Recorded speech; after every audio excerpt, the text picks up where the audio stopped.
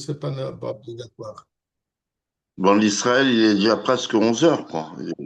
C'est pas sérieux. Alors, Ah ouais? à 10h30, alors pourquoi tu le fais si tard? Parce que c'est le décalage et parce qu'il y a un cours avant toi.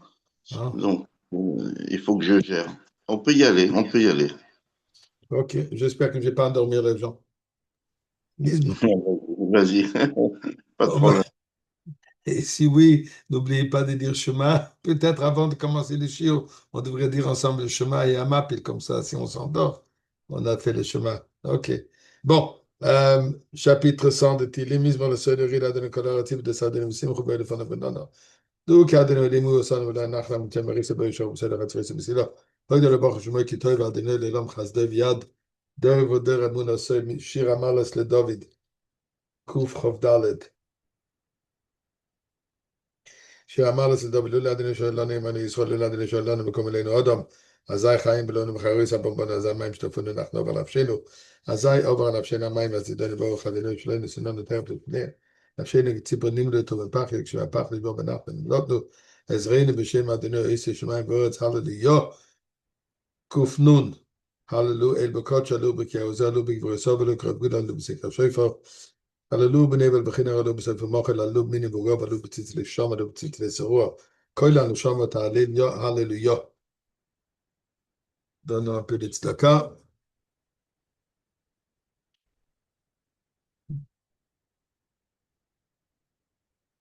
Ok.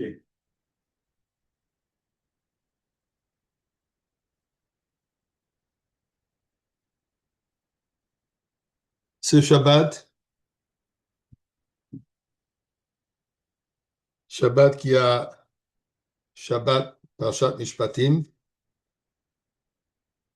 Shabbat Mevarchim, le mois de Hadar, ainsi que Shabbat Shkalim. Shabbat Shkalim, comme la Lacha nous dit, que le Shabbat qui précède le mois de Hadar, et c'est ça ce que le Mevarchim, on va bénir, le mois de Hadar,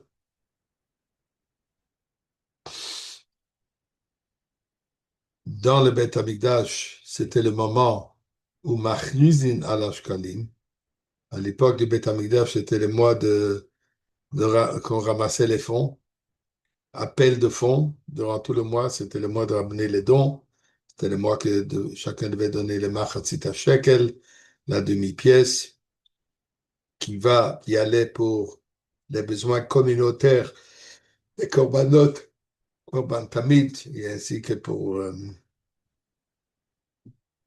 comment on appelle, le maintenance, pour les besoins du Beth Amikdash, les réparations, les nettoyages. Quand même, elle aussi un immeuble de Gashmi qui avait besoin toutes sortes de dépenses pour l'entretien du Beth Amikdash. Donc ça se passait durant le mois d'Adar. Alors les Chachamim ils ont institué que le Shabbat avant Rosh Chodesh Adar, on appelle ça Shkalim, et là on parle de la mitzvah de Machatzit HaShekel. Donc il y a ces trois choses, Mishpatim, Shabbat Mevachim Adar et Shkalim. Est-ce qu'il y a un lien? Est-ce qu'il y a quelque chose qui unifie le parasha Mishpatim avec le mois d'Adar ainsi avec le mois de Shkalim? Bien, il y a plusieurs, le rabbi a parlé plusieurs sikhot là-dessus. Je voudrais juste attirer un point.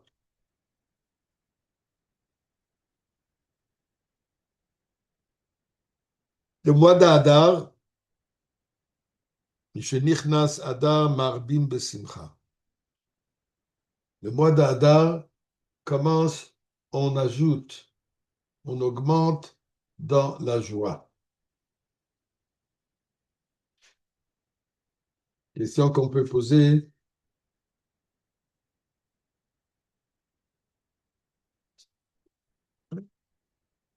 Question qu'on peut poser. Pourquoi le mois entier est un mois de joie? La première moitié du mois n'était pas joyeux du tout. Au contraire, c'était là où il y avait le danger, c'est là où il y avait le décret était toujours là, c'est là où il y avait aussi la guerre. Alors,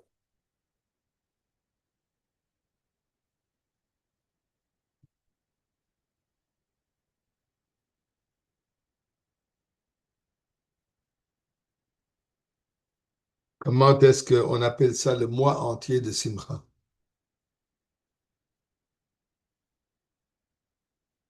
Shkalim, qu'est-ce qu'on donne? Une demi-pièce. Question bien connue, pourquoi une demi-pièce? Pourquoi pas une pièce entière? Quand on fait une mitzvah, on la fait entièrement. Faire une mitzvah, donner une demi-pièce, qu'est-ce que ça représente? L'idée de donner une demi-pièce.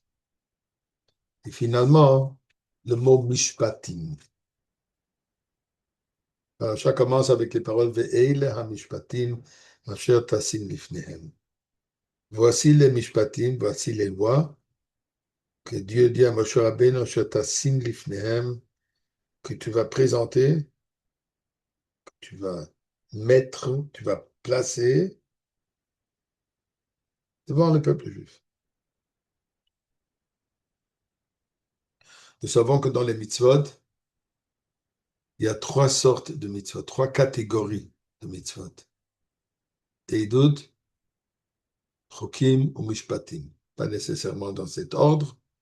Plutôt, si on veut aller d'un ordre particulier, on va aller Chokim, Eidut et Mishpatim. Chokim représente les mitzvot qui sont un décret, qu'on ne connaît pas la raison.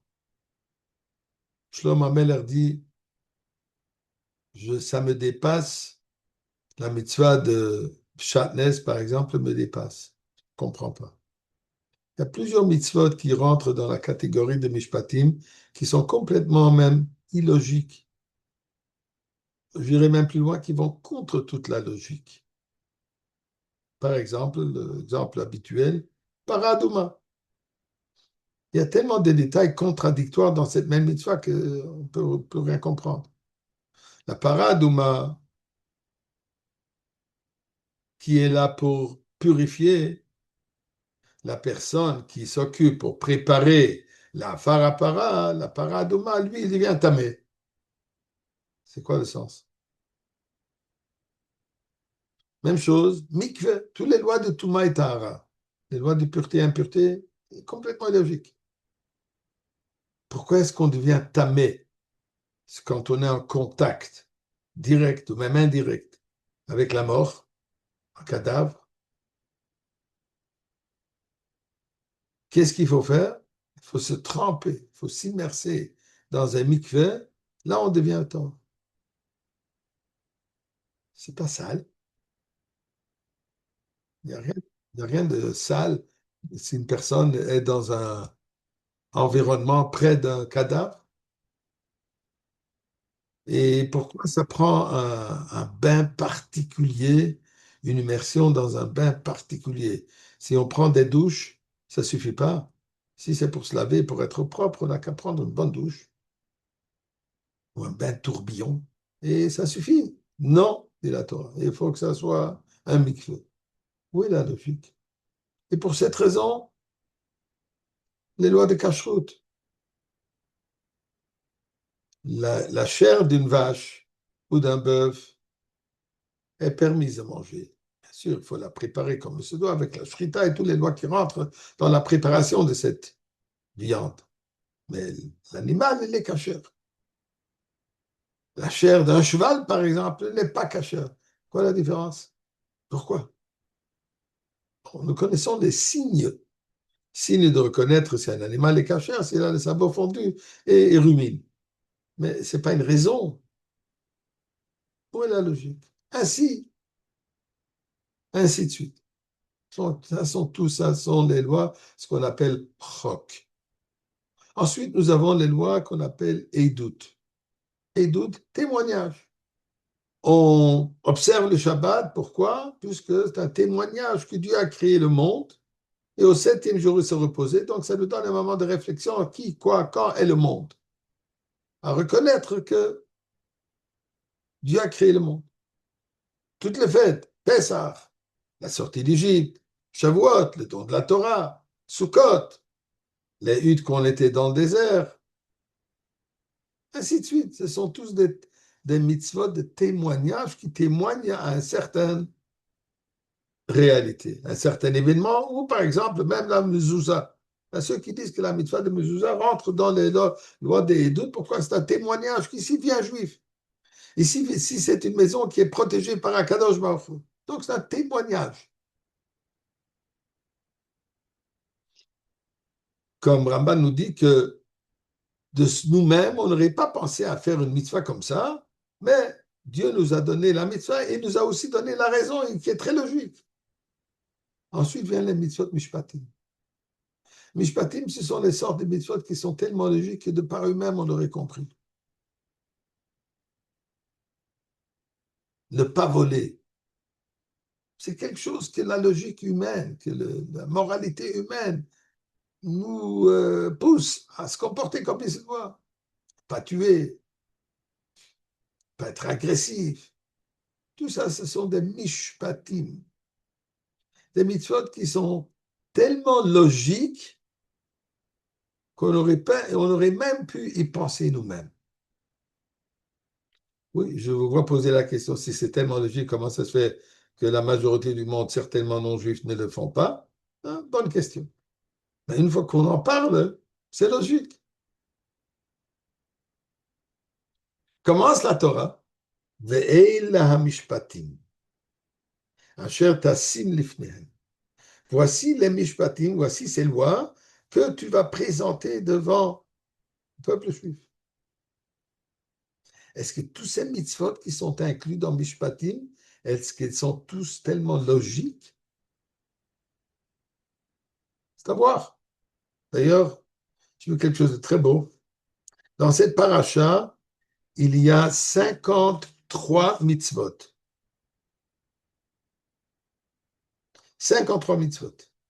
Parmi ces 53, il y a 42 qui sont des mitzvot entre homme et homme, ce qu'on appelle ben Adam la Chavero, entre une personne et une autre personne. Et ensuite, il y a 11 mitzvot qui est ben Adam la Makom envers Dieu. Le mot Va'ele, qui s'écrit Ve'ele, je devrais dire pas Va'ele, je m'excuse, Ve'ele, Vav, aidez-moi à compter si vous êtes là et encore pas endormi, Ve, 6, Aleph, 1, Lamed, 30, ça nous donne 37, et 5, 42.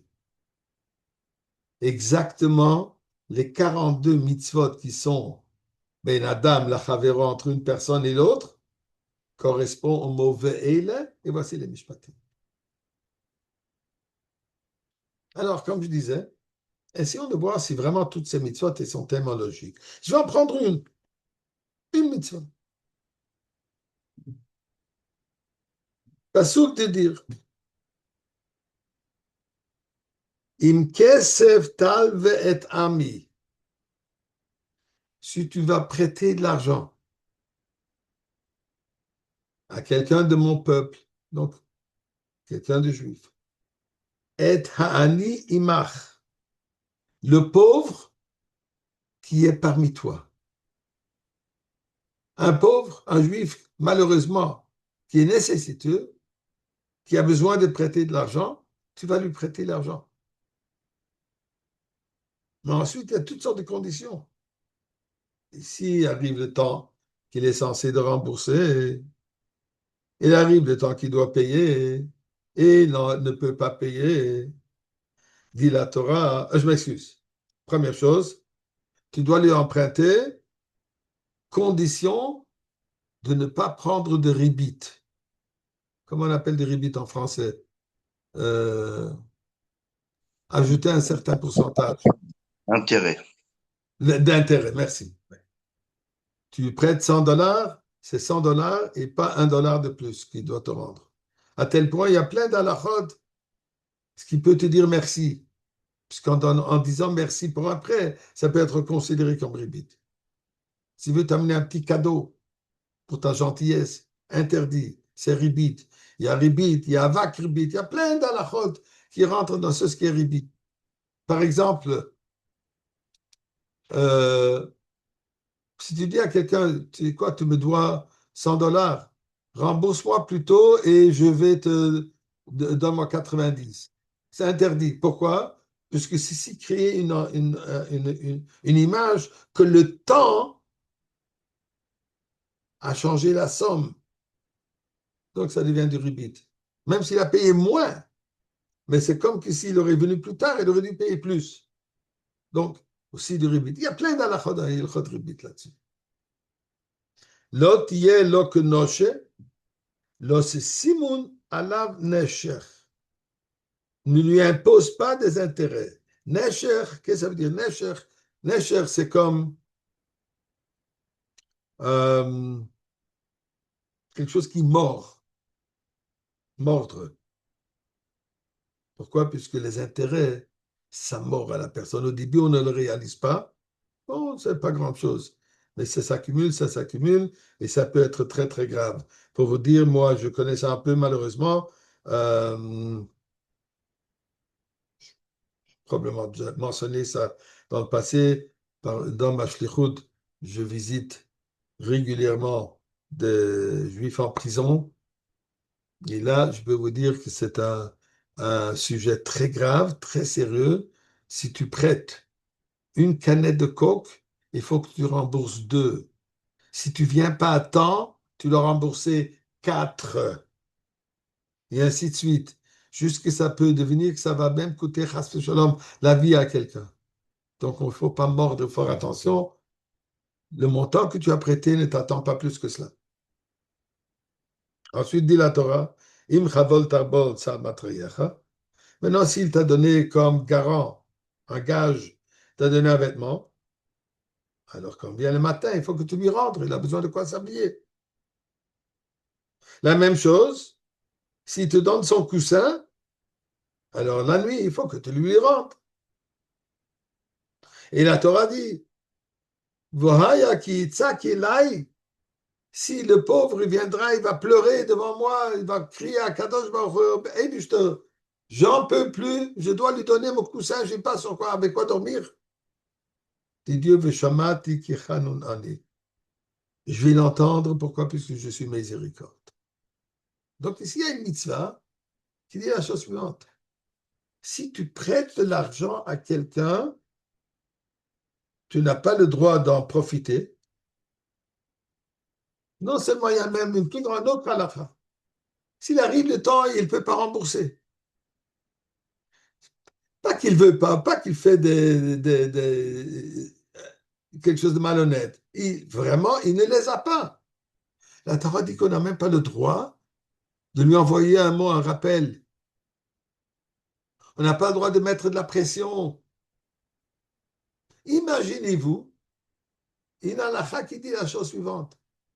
Si on a prêté de l'argent à quelqu'un et l'autre n'est pas capable de rembourser, il faut éviter que cette personne nous voie pour ne pas le mettre dans l'embarras. Pas que celui qui ne peut pas rembourser se cache, mais au contraire, celui qui a prêté l'argent, lui, il doit se cacher pour ne pas mettre l'autre en embarras. C'est logique. Il me doit de l'argent. Je lui ai donné mon argent. Je n'ai pas le droit de lui demander qu'il me le rembourse. Il n'a pas, qu'il aille chercher ailleurs. Qu'il aille prêter chez quelqu'un d'autre. Comme il y a malheureusement beaucoup qui font. Où est la logique? Où est la logique que je n'ai pas le droit de profiter de mon argent? C'est mon argent. Je lui ai prêté de bon cœur. Je lui ai prêté, mais je veux profiter, je veux gagner. Je peux le mettre à la banque, je vais recevoir quelque chose. Au lieu de le mettre à la banque, je vais te le donner à toi, mais je veux profiter. Pourquoi est-ce que cette mitzvah, elle rentre dans l'aspect de mishpatim de quelque chose qui est logique?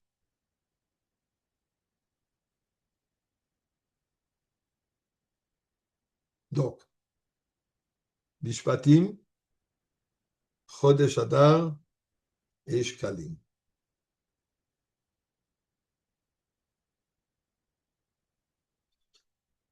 Il y a plein de raisons pourquoi on donne un demi-shekel. Je ne vais pas rentrer dans tous les détails. C'est pas, on peut, si Chas Shalom, en galoute, on pourra en parler plus.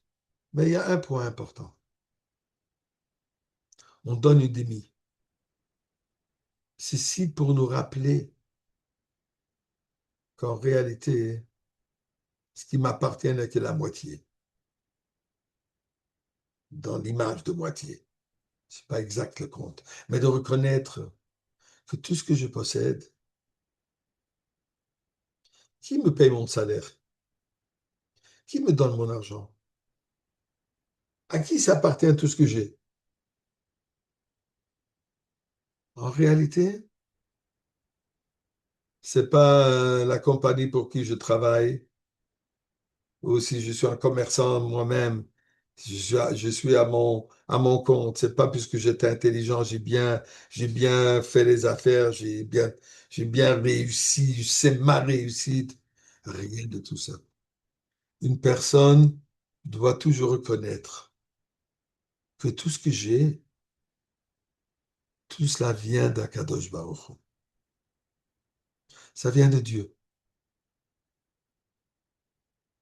Et là, je dois me poser la question.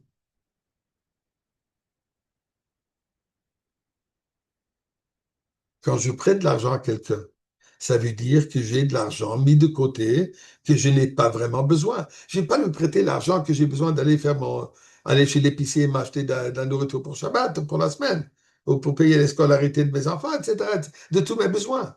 C'est pas ça ce que je donne. Si je donne, c'est puisque j'ai un peu plus dans mon compte que j'ai vraiment besoin. Il faut se poser la question, mais pourquoi est-ce que j'ai cet argent? Pourquoi est-ce que Dieu me donne plus de ce que j'ai vraiment besoin? Même si je parle du luxe, ok?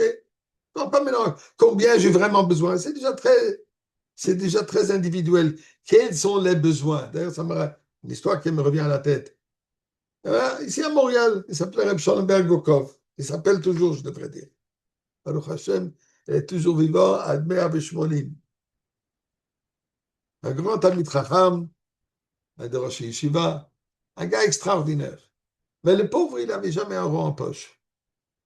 Un jour, ils étaient en Yechidout. Sa femme et lui, ils étaient en Yechidout chez le rabbi. Et elle s'est plainte devant le rabbi. Elle dit, elle est épuisée. Baruch Hashem, une maison pleine d'enfants. Et elle n'en peut plus. Elle est fatiguée. Et elle dit au rabbi, puisqu'elle n'a absolument aucune aide. Il n'y a pas de l'aide avec les enfants. Elle n'a jamais de femme de ménage. Les enfants sont petits. Et elle n'en peut plus. Elle ne tient plus. Le rabbi se tourne vers son mari. Il dit, pourquoi est-ce qu'il n'y a pas une femme de ménage pour aider? Il dit, j'ai pas d'argent. Il était un melamed à la yeshiva. Et son salaire ne lui permettait pas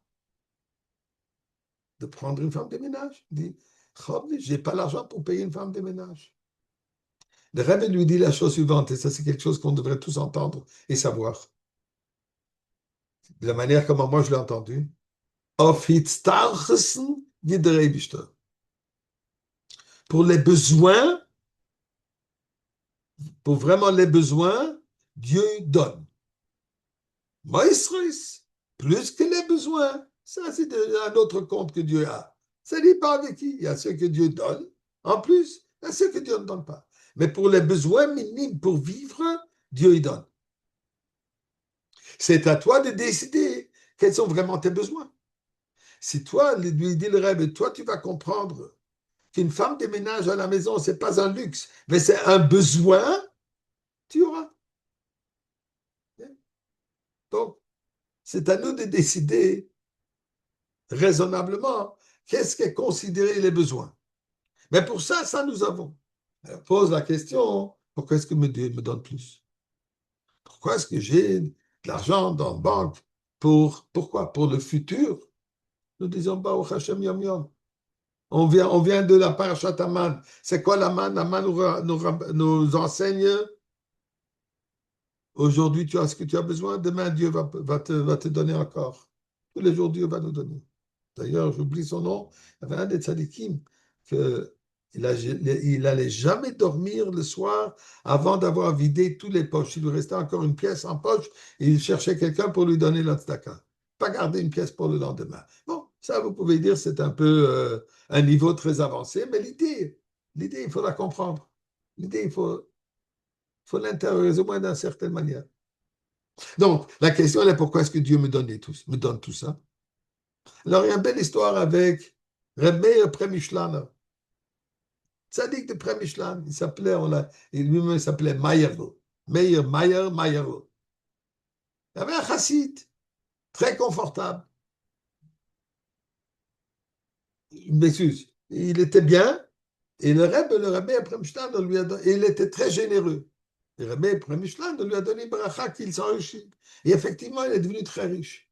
Mais le plus qu'il est devenu riche, le moins de temps il avait pour donner la tzedaka. D'abord, il avait un secrétaire, ensuite, il n'était pas très content de ce que le secrétaire faisait. En tout cas, il est devenu beaucoup moins généreux. Il a voulu mal tourner. Il a commencé à perdre et perdre et perdre. Il a réalisé qu'il y a quelque chose qui cloche, qui ne fonctionne pas comme il se devrait. Il est parti voir le tzaddik.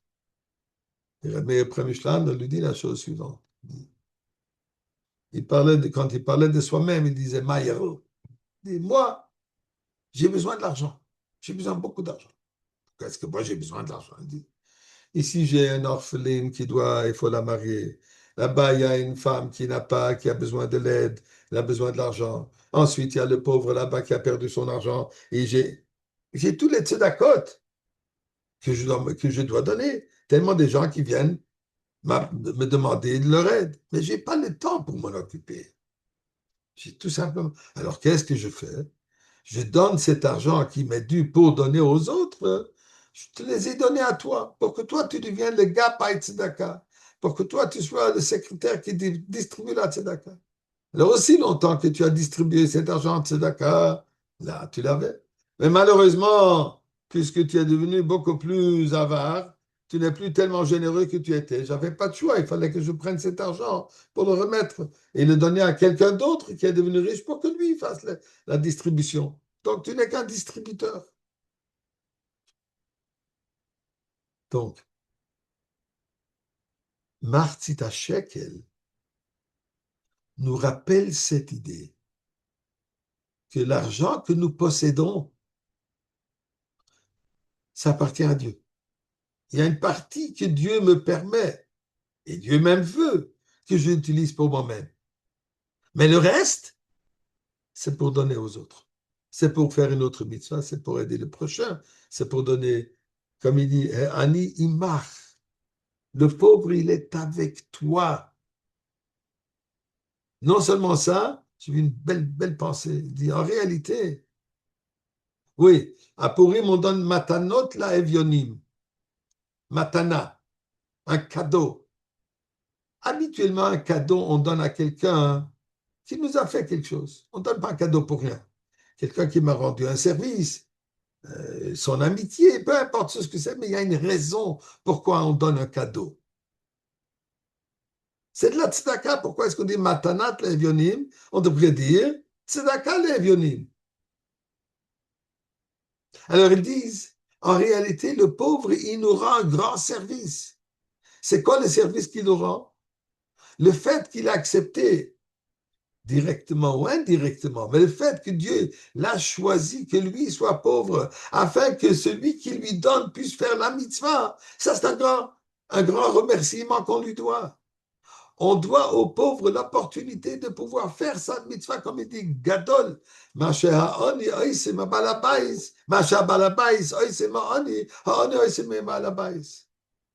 que le pauvre rend au riche qui lui a donné l'argent est beaucoup plus important que ce que le riche fait avec le pauvre. Pourquoi? Puisque le riche, qu'est-ce qu'il lui donne? Quelques sous.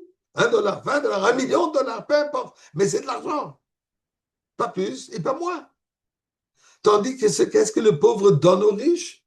L'opportunité de faire une mitzvah. Donc en réalité, nous sommes endettés vers le pauvre qui nous donne, que lui, il vit cette vie de pauvre afin que nous puissions faire la mitzvah. Donc, Machatzit HaShekel, encore je reviens là-dessus, nous enseigne à comprendre que rien ne nous appartient. Ça nous est donné par Dieu. Si je pars de ce principe, quand je prête de l'argent, c'est l'argent à qui je prête? C'est mon argent ou c'est l'argent d'Akadosh Baruch Hu? C'est l'argent d'Akadosh Baruch Hu.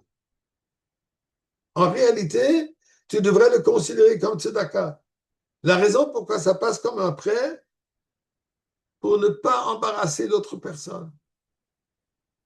Pas tout le monde est capable d'aller mendier, surtout pour soi-même. Très peu de gens sont capables de le faire. C'est humiliant. On préfère aller demander un prêt plutôt que demander de l'aide. Donc, je te dis la Torah, quand tu as prêté de l'argent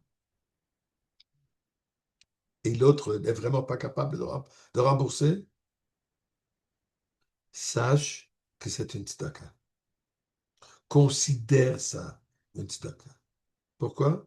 Parce que dès le début, ça aurait dû être une tzedaka. Ça s'est présenté d'une manière comme un prêt. Mais en réalité, Mena Shamaim, ceci a été voulu que ça soit considéré comme une tzedaka. Et pour cela, ne mets pas de pression. Au contraire, il t'a donné un gage. Assure-toi de le lui rendre, puisqu'il doit vivre avec toi. En Imach. Comme toi tu as, lui, il a droit aussi à avoir. Il a besoin d'avoir ces choses. Pour ça, tout ça, halachot rentre dans Mishpatim. Parce que si on réfléchit logiquement, ça a entièrement du sens. Surtout dans les affaires, combien de fois on ne voit pas comment miraculeusement on a gagné de l'argent, complètement d'une manière inattendue. Dans les affaires, on voit ça régulièrement. On pense qu'on va faire une bonne affaire et elle est tournée au citron. Ensuite, on peut faire une affaire qu'on disait, ben, elle vaut rien, et c'est là, DAF, qui a été la plus grande réussite. Chaque homme d'affaires honnête est bien au courant de cette situation. Donc, on voit dans les affaires, on voit l'ashgacha pratit, la providence divine. Et ici, on voit ça dans toutes les choses. Donc, c'est mishpatim. Il faut que ça soit tellement clair pour nous. Cette idée, comme de la manne, que ça soit tellement clair que tout vient Ménachemaï. Et alors, effectivement, im kesef tal ve'etami, c'est une chose logique à faire. Tu es capable, tu prêtes. Il n'a pas, lâche. Sauf si la personne est malhonnête. Si la personne est capable de rembourser et ne rembourse pas, Allah dit qu'il ne faut pas lui prêter encore. Pourquoi? Puisqu'il fait du tort aux autres. Puisqu'il crée une ambiance de manque de confiance. Quand on manque de confiance, on ne va plus prêter à personne. D'ailleurs, je souris, il y avait un chassid. Chez le Rebbe, il s'appelait Reb Zalman Gourari. Un homme, un cœur extraordinaire. D'ailleurs, il était, je ne sais pas si c'est vrai, mais à l'époque, on disait que c'est lui qui donne au Rebbe les dollars que le Rebbe distribue régulièrement, qui rentrait dans les millions de dollars. C'était lui qui donnait cet argent au Rebbe. Comme ça, on raconte. Je ne sais pas si c'est vrai ou c'est pas vrai. C'était une personne très aisée et il donnait énormément de tzedaka. Et aussi, à part la tzedaka, il y avait aussi un fonds personnel, un gemach, qui lui prêtait de l'argent. Il ne demandait pas de garant. Il demandait ta parole. Il ne te demandait jamais quand est-ce que tu vas rembourser. Tu n'es pas venu, tu n'es pas venu. Apparemment, il avait tout en mémoire, je crois qu'il n'inscrivait même pas. Sans raconte. Il était aussi un peu dur de l'oreille. Il entendait mal.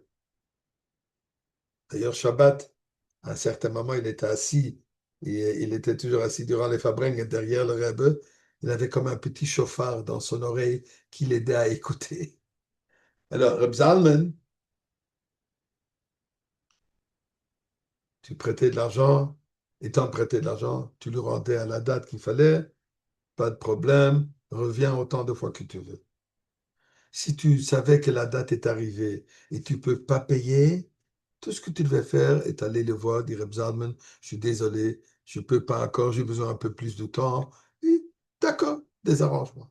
Mais si le temps de payer est passé, et tu ne disais rien et tu l'évitais, alors oublie, ne viens plus jamais le voir.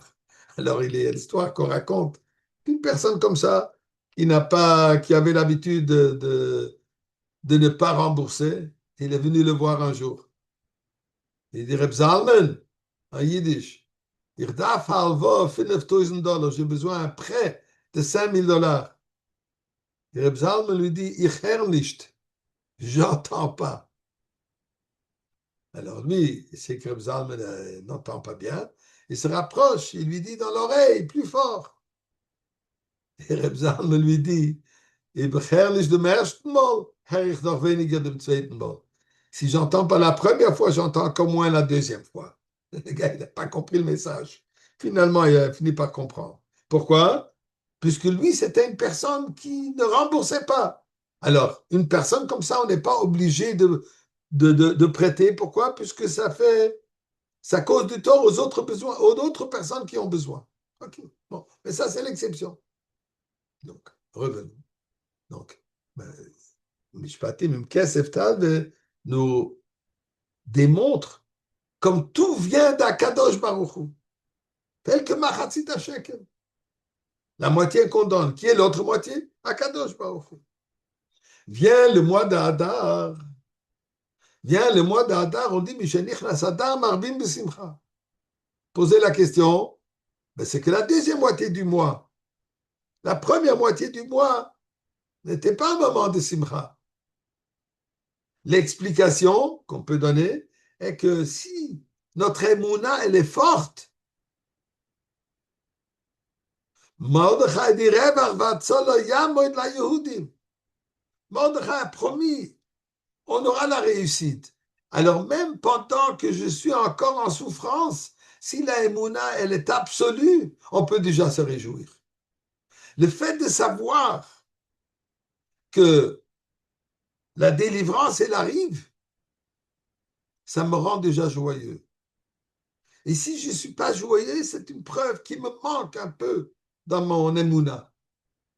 Ça, c'est le lien, le rapport entre Shabbat Mishpatim, Shabbat Mevarchim Adar et Shabbat Shkalim. Ces trois aspects nous montrent, nous demandent, nous exigent à comprendre et se laisser complètement imprégner par cette émouna absolue, afin que je ne demande pas qu'on me rembourse l'argent. Je réalise que ce que j'ai, à peine la moitié m'appartient. Et je suis déjà Bessimcha, même pendant le moment qui c'est encore dur. Et ça, c'est quelque chose que nous devons comprendre aujourd'hui. D'ailleurs, le Rebbe pose une question. Dans le temps de la Goula, comment on va faire la tzedaka? Rambam dit, il y aura madanim kafar, il y aura tout en abondance. Tout le monde sera confortable, tout le monde sera riche. On aura tous les besoins en abondance. Comment on va faire la tzedaka? Alors, le Rebbe explique, le Rambam nous dit la halakha que emprunter de l'argent, donner une halva'a, donner un prêt, est aussi considéré une tzedaka. Alors, tzedaka, il y a marqué, c'est hen la aniim, hen la ashirim. Un prêt, des pauvres ont besoin, et les riches aussi ont besoin. L'homme d'affaires, qui a déjà plein d'immeubles, il va acheter encore un immeuble, et là, il va prendre un prêt pour acheter encore un immeuble. Donc, le prêt est valable pour tout le monde. Donc, on va même, malgré le fait qu'on sera tous dans Ashirim, on pourra aussi donner la tzedaka en donnant des prêts un à l'autre. L'essentiel est que nous comprenons. Chodesh Adar, c'est Chodesh HaGeoula. Alors, c'est à nous de réaliser que même pendant qu'on est encore en galoute, déjà réjouir, déjà être plein de simcha, être plein d'émouna, et pas seulement crier « Oi, je souffre », mais au contraire « Ah, la Goula, elle arrive ». Et de cette manière, c'est sûr et certain que nous allons mériter la Goula aujourd'hui même, et on se donne tous rendez-vous à l'entrée principale du Beth Amikdash, Mashiach now. Yechi Adonenu Morenu v'Rabbeinu Melech HaMashiach, Olam Va'ed. Amen, amen, amen. Rendez-vous à Yerushalayim. Amen.